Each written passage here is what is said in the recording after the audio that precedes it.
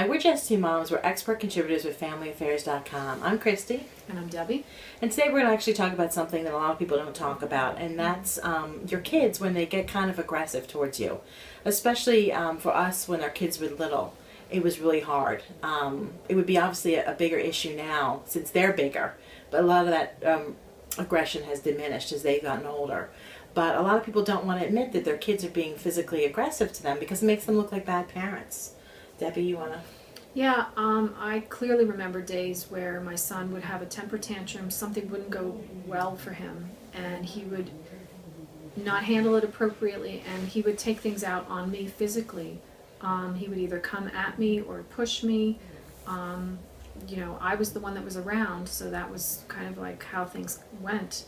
When I realized that this was a repeated activity for him, the only thing that I could think of doing by protecting myself was if it was in the kitchen, I would pull a chair out to kind of make sure he was on that side of the chair and I was on this side. Right.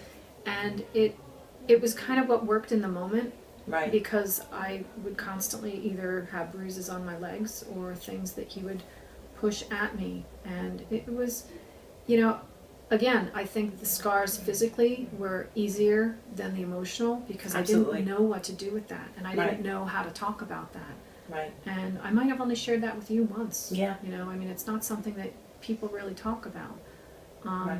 Because I think we think of our kids, especially when they're little, as they should be hugging you and loving. But a lot of times I think kids with autism, it's a communication disorder, so there's a communication problem going on, and you're not communicating effectively. A lot of times they're communicating with their bodies. Right. And sometimes they don't even know. They're a little bit out of control.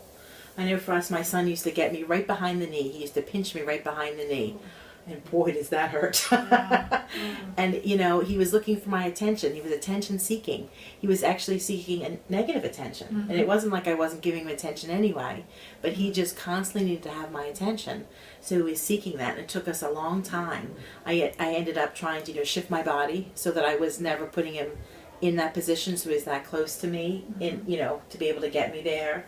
And trying to give him sensory input. He was looking a lot of times for something else, some other kind of sensory thing to feel, like either to go over like the bump in our kitchen, between the carpet and the what do they call it, threshold? Thank you. With his big yellow Tonka truck, he wanted that kind of bump. He was constantly seeking attention, so that was really, really difficult. But I didn't really share that with a lot of people either because it was embarrassing to think that your kid was hurting you. And I know it's a problem, especially with people who have kids who are a lot of times nonverbal, and as they get older, it's hard to control them, and it can be very, very difficult. I know that a lot of people don't want to take their kids out if they have that kind of behavior. They don't want to be embarrassed.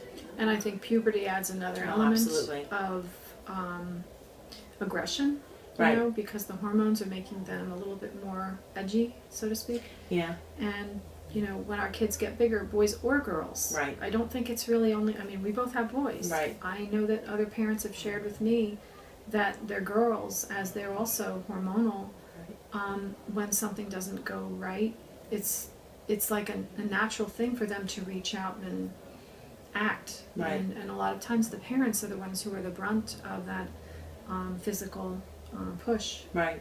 I think the only tip we can provide is to try to get the kid to communicate, the child to communicate more their anger, whether it's yelling. I would much prefer to have yelling than anything else, or any kind of other communication that they can have rather than having that physical one-to-one contact with another person. Right, and obviously that kind of behavior, if that happens in public, has to be addressed right then and there.